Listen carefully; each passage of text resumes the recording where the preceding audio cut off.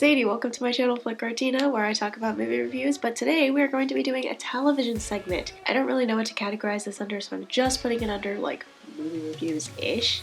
I don't know. I will apologize for my voice. It's not the best right now because I've caught a cold from being overtired and overworking, so it's great. I love my life right now. So I missed out on the whole WandaVision episodic breakdown that everybody was doing because I just felt I didn't really want to do it. I wanted to enjoy WandaVision, but now I can see that I don't have to do that from Falcon and the Winter Soldier. I can actually enjoy it and also share my theories or whatever with you guys on my channel. So I'm trying to think about when I should post these, so if you guys have any suggestions, let me know in the comment section down below when I should post my reactions or like my thoughts on specific episodes for Falcon and the Winter Soldier. If you guys actually would want to watch this as a series, give me a like so that I know that I can keep doing these for you guys and you would enjoy them. So let's get started with the actual episode of Falcon and the Winter Soldier, the pilot episode, which was about 50 minutes long, a 50-minute runtime. Now I know that the latest episode drops tonight at midnight, but I wanted to get this out of the way before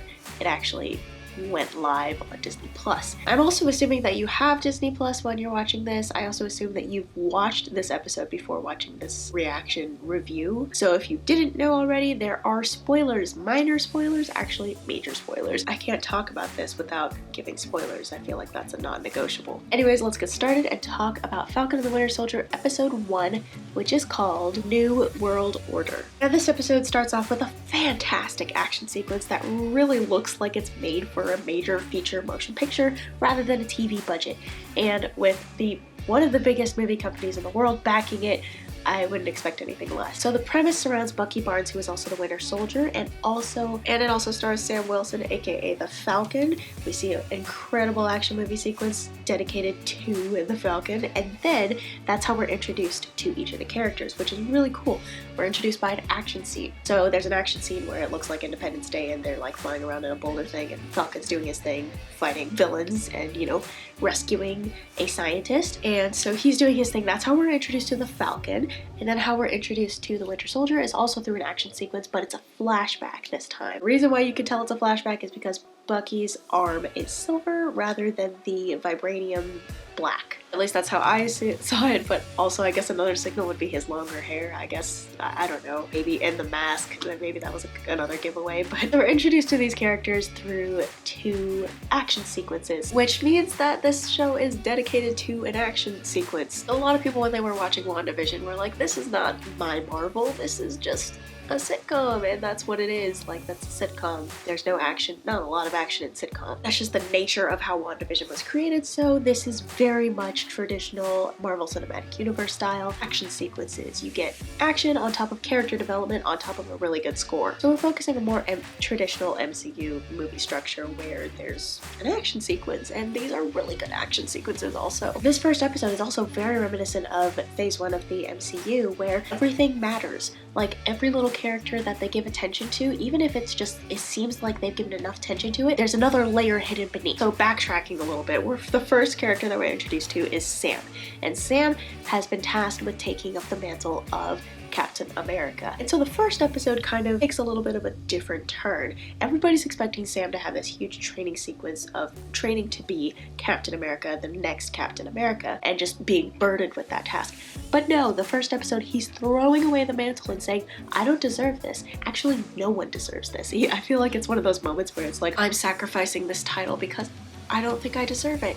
And thus, in turn, everybody else should also respect it and should also not do it. So you have that expectation going in. And then corporate America comes in and the government, and they're like, yeah, thanks for giving us back the shield. We're gonna actually replace you with a guy of our own choosing who looks like a dork. I don't even know who this guy is. I didn't read a lot of Captain America comics when I was younger. I just don't know a lot of the lore around this kind of arc. So I'm very interested to see what happens with this character, specifically the faux Captain America. But even though it's an action movie, and I'm really, if you saw my trailer reaction, I predicted it to be more of a buddy cop situation. Sam and Bucky have this like weird just relationship, and they like hate each other, but they work together for the greater good. I really was looking forward to them interacting, but they haven't yet met together and formed a duo, a buddy cop situation for this action-based TV series. I think this is kind of the excitement that we all need coming out of this pandemic, out of the 1-year anniversary of this pandemic, especially in America, that we need more action movies, we need more excitement in our lives rather than just the, oh, okay, this is fine. Everything's fine. We just create a world where everything is fine. I love WandaVision, don't get me wrong. I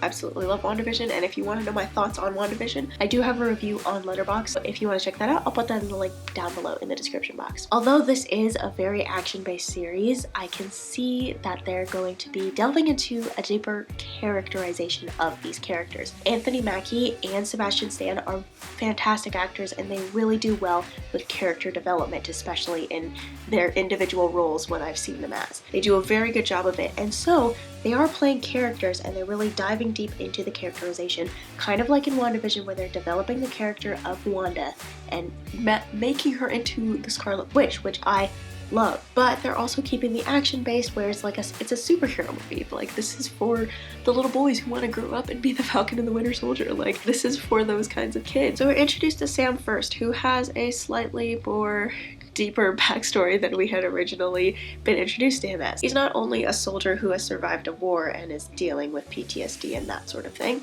and everything that a soldier comes back from. He's also a guy who's trying to save his family's boat, his family's legacy, and that is something that is so heartbreaking, is when you can't make payments in a bank, and like that bank scene is absolutely fantastic. It just, you're devastated. You can crumble right in front of everybody, and with that, like, everybody can relate to that sort of thing. That is something that will actually happen in America or in the world if something like the snap or the blip or whatever name they're calling it happens. Our economy right now does not have the infrastructure to maintain and support people who have been gone for 5 years. 5 years of just gone. Like, they're not doing anything, so they're not generating income. So the very basic structure of how a bank or loans work doesn't work for people who have been gone for 5 years. Like, they have been working, but now they're jobless, but they're trying to get a loan to like rebuild their life, but they can't do it, and it's so difficult. I loved seeing Sam and his family, and I think it was so funny. There's this one moment where his 2 nephews are coming up to him and running, and they're like, "Oh, Uncle Sam, Uncle Sam." That's great. You know, if you know, you know. And then next we are introduced to Bucky, who has this nightmare of a memory of when he was the Winter Soldier. And if you remember in Captain America the Winter Soldier, he remembers everything. Like, do you know, oh my gosh, it's better if he would just forget, but like dealing with those memories of things that happen when you were not in control of yourself, it's devastating. I can't imagine what that's like. This man wakes up on the floor, and the entire therapy session, there are such good scenes in this movie. The framing of the shots in the therapy scene, specifically for Sebastian Stan's character Bucky, is so claustrophobic, and I feel so like it just makes me so uncomfortable to watch that scene, but it's so good. I love that scene. I want to take every single frame and just deep analyze it. It's so good. There's so much packed inside of there that I just, so good. And Bucky has problems of his own, and so we're introduced to these guys through action and then through their characters and what their characters are going through after the snap, the blip, whatever. But let's talk about the villains. The villains in this are 2.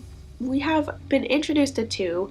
One in the first action sequence, and then the second one in the last scene of the movie. The ones with the red hand on their face, I can't remember what they're actually called, but those are 2 villains that we might be seeing later in the show. And the show is only 6 episodes long rather than WandaVision's 8, so I'm very, very interested to see what they do with the characterizations and the action, and like, everything's gonna unfold very quickly. We haven't even been introduced to Sharon Carter yet.